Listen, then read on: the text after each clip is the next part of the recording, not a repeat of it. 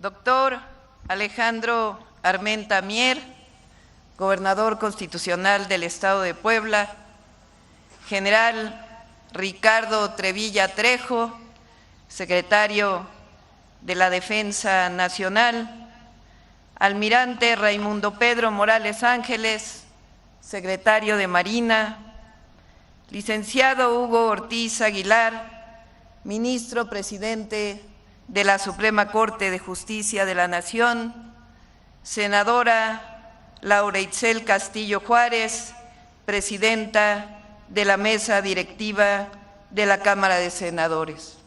A todas y a todos, mexicanas y mexicanos, nunca olvidemos que la independencia de México ha sido construida con el heroísmo de un pueblo que la ha conquistado una y otra vez. Está escrita con dolor, sacrificio y con la voluntad inquebrantable de generaciones que se negaron a ceder su destino. Nunca olvidemos que nuestra historia está marcada por la resistencia frente a las invasiones extranjeras y también por las traiciones internas de quienes desde el conservadurismo han apostado por someter al pueblo y entregar a la patria.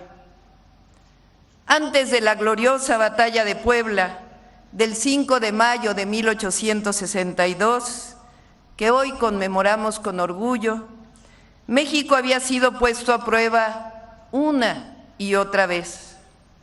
Nuestra joven república enfrentó constantes intentos de intervención por parte de potencias extranjeras, posteriores a la consumación de la independencia de 1821.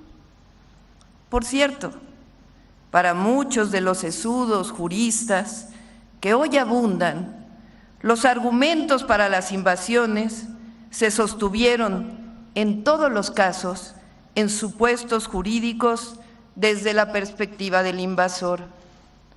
Así ocurrió en 1829, cuando argumentando que México seguía siendo parte de la corona española, el general Isidro Barradas intentó invadir nuestro país.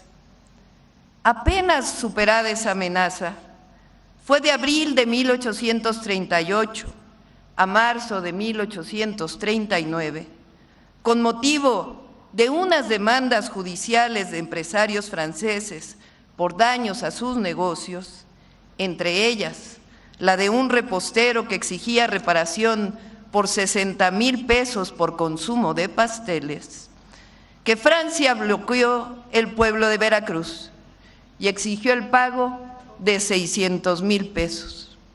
Sobre este supuesto que rayaba en lo absurdo, se justificó la llamada Guerra de los Pasteles. Desde entonces fue evidente que no era un conflicto por deudas, era la ambición de un imperio decidido a aprovechar la fragilidad de una nación naciente. Esa misma lógica se repitió en 1846, cuando bajo la doctrina del destino manifiesto, Estados Unidos invadió México, provocando la dolorosa pérdida de más de la mitad del territorio nacional. Recordemos también, hagamos memoria, que en defensa de los fueros y privilegios provenientes de la colonia, los conservadores se levantaron en armas contra la Constitución de 1857 y las leyes de reforma. Del 17 de diciembre de 1857 al 11 de enero de 1861 vivimos la Guerra de Reforma. Tras el triunfo liberal en la Guerra de Reforma, Benito Juárez asumió la presidencia después de una elección. En 1861, en medio de una profunda crisis económica, sin recursos y con una deuda externa enorme. Ante esta situación, tomó una decisión difícil, pero necesaria bajo su consideración, suspender temporalmente el pago de la deuda externa para proteger a la nación. Esta medida provocó la reacción de potencias extranjeras. España, Inglaterra y Francia enviaron tropas, amenazando nuevamente nuestra soberanía. Juárez decide abolir el decreto de no pago para proteger la soberanía, pero aún así, habiendo abolido ese decreto, llegan a Veracruz embarcaciones de los 3 países. Se justificaba la invasión, de acuerdo con estas potencias, por la deuda que México tenía con ellas. Juárez logra, mediante la diplomacia, evitar la invasión de España e Inglaterra. Sin embargo, Francia, impulsada por el proyecto expansionista de Napoleón III, decidió intervenir. Por cierto, entre las reclamaciones de Francia estaba el pago de intereses abusivos de la casa de banco Hecker, que le había dado préstamos leoninos al bando conservador durante la Guerra de Reforma. Así, el ejército francés, considerado entonces el más poderoso del mundo, avanzó sobre territorio mexicano. Frente a esa fuerza, el 5 de mayo de 1862, aquí, en Puebla, un ejército compuesto en gran medida por hombres del pueblo, entre ellos indígenas acapuastlas, logró lo que parecía imposible: derrotarlo. El general que llevó a cabo esta heroica misión fue Ignacio Zaragoza. Zaragoza había nacido un 24 de marzo de 1829 en Bahía del Espíritu Santo, en Coahuila, cuando Texas aún formaba parte de este estado mexicano. Apenas unos años después, en 1836, siendo todavía un niño de 7 u 8 años, Texas se separa de México. Sin embargo, Zaragoza continúa sintiéndose profundamente mexicano. Con ese sentido de identidad, en 1853 se inscribe en la Guardia Nacional e inicia su carrera militar. Durante la Guerra de Reforma, lucha del lado liberal contra los conservadores y participa en distintas batallas, entre ellas la de Calpulalpan, en el Estado de México, el 22 de diciembre de 1860, donde las fuerzas liberales triunfan y derrotan definitivamente al bando conservador. Gracias a su trayectoria, Zaragoza llega a ser, aunque por poco tiempo, secretario de Guerra y Marina del presidente Benito Juárez. Ante la inminente invasión francesa, Juárez lo nombra comandante del Ejército de Oriente, encargándole la defensa del país. Las palabras de Zaragoza a su ejército el 4 de mayo resuenan en este lugar histórico. Dice su escrito: soldados, os habéis portado como héroes combatiendo por la Reforma. Vuestros esfuerzos han sido coronados siempre del mejor éxito, y no una, sino infinidad de veces. Habéis hecho doblar la cerviz a vuestros adversarios. Loma Alta, Silao, Guadalajara, Calpulalpan son nombres que habéis eternizado con vuestros triunfos, decía Zaragoza un día antes de la batalla de Puebla a su ejército. Pues hoy, les dijo, vais a pelear por un objeto sagrado, vais a pelear por la patria. Y yo, decía Zaragoza, me prometo que la presente jornada la conquistaréis. Será un día de gloria. Nuestros enemigos, les dijo ese ejército, son los primeros soldados del mundo, pero ustedes son los mejores hijos de México. Ellos quieren arrebatar vuestra patria.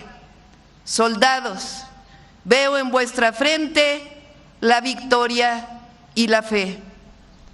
Y dijo entonces: viva la independencia nacional, viva la patria. Este extraordinario mexicano fallece unos meses después por enfermedad. Ya no conoció que después del triunfo de la batalla de Puebla, los franceses se fortalecieron. En septiembre y octubre de 1862 desembarcaron más tropas francesas en Veracruz, que por cierto pocos lo saben, unidos a contingente de mexicanos monarquistas, alcanzaron en junio de 1863 la Ciudad de México. El pueblo de México resistió una vez más aquí en Puebla. Fueron 62 días de sitio que González Ortega y Comonfort lograron resistir aquí en este lugar, un año después de la derrota del ejército francés. No hay que olvidar, mexicanas y mexicanos, que un sector de los conservadores, tradicional enemigo de todo cambio y que han existido en las sociedades de todos los tiempos, promovió la invasión francesa y aplaudió la llegada del ejército francés a la Ciudad de México. Su objetivo era que en México se instalara una monarquía y no una república. Su argumento desde la independencia fue que el fracaso del primer imperio de Iturbide había sido porque este último no estaba preparado, ni tenía el linaje de un verdadero príncipe. No había nacido para gobernar, decían. Pero por eso había que establecer una monarquía de verdad, con una auténtica persona de linaje, y como aquí no existían en México, había que importarlo de Europa. Nunca pensaron que Iturbide fue derrocado porque había traicionado al coronarse como emperador y por eso perdió el poder. Es así que los conservadores de entonces, como decíamos, celebraron la llegada del ejército francés a la Ciudad de México en junio de 1963. Y ante la duda de quién debía gobernar, buscaron a Napoleón III para solicitarle que mandara a México a un verdadero príncipe. Fue así que en octubre de 1863, una comisión formada por un representante de la Iglesia, el sacerdote Francisco Javier Miranda, un militar, el general Adrián Wolf, y un grupo de conservadores clericales encabezados por José María Gutiérrez Estrada, entre los cuales estaban José Manuel Hidalgo, Joaquín Velázquez de León, Ignacio Aguilar y Morocho, y 3 conservadores más, fueron a buscar a Maximiliano de Habsburgo. En el discurso de ofrecimiento, Gutiérrez de Estrada manifestó que la comisión hablaba en nombre del pueblo de México, que nada añoraba más, según ellos el pueblo, que la paz que solo podía lograrse con el establecimiento de la monarquía. Es decir, estaban de acuerdo con lo que decía Napoleón III: el imperio es la paz. Como todos sabemos, previo a la llegada de los franceses a la Ciudad de México, el presidente Juárez partió hacia el norte. Juárez y los republicanos tenían fe en que tarde o temprano la resistencia nacional vencería a los soldados de Francia. El ejército republicano no volvió a hacer frente al ejército invasor con combates totales, sino en forma de guerrillas. Ante el retroceso temporal de los soldados mexicanos, los generales franceses creyeron estar cerca del dominio total del país. Sin embargo, la estrategia del Ejército Nacional, liberal, republicano, apoyado por el pueblo, mantuvo en jaque a los invasores, fatigando a sus elementos en una lucha que parecía inacabable. Son muchas las historias de aquella época, de mujeres, de hombres, que impedían al ejército invasor estar en paz. Mantener al emperador Maximiliano resultó cada vez más oneroso para Napoleón III. Es así que Juárez, y los liberales mexicanos, junto con el pueblo raso, triunfan. Juárez regresó a la capital del país. Ese día, en un discurso histórico, el presidente Juárez le respondió al dicho de Napoleón III. Napoleón III decía: el imperio es la paz. Juárez contestó con su famosa frase: el respeto al derecho ajeno es la paz. Cuando hay momentos difíciles en la vida de los pueblos, siempre hay que recordar la historia y en todo momento hay que recurrir al gigante Juárez, un gigante que defendió a su pueblo, la libertad, la república y la independencia. Pero también hay que recordar el papel de los conservadores del siglo XIX en los momentos más difíciles de la historia, a esos que buscan la intervención extranjera en México, a los que hoy se vanaglorian y defienden la injerencia, a los que aplauden a las televisoras extranjeras cuando hablan mal de México. A ellos les decimos con verdad y justicia que quienes buscan el apoyo externo por no tener apoyo popular en nuestro país están destinados a la derrota. A quienes reviven la conquista como salvación, les decimos, están destinados a la derrota. A quienes creen que el pueblo es tonto, están destinados a la derrota. Quienes buscan reivindicar a Hernán Cortés y sus atrocidades, están destinados a la derrota. A quienes odian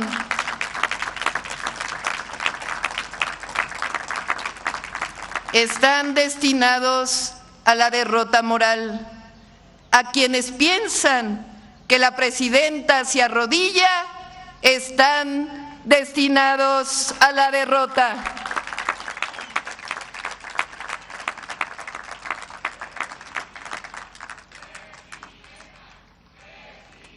Así, recordando al gran Benito Juárez,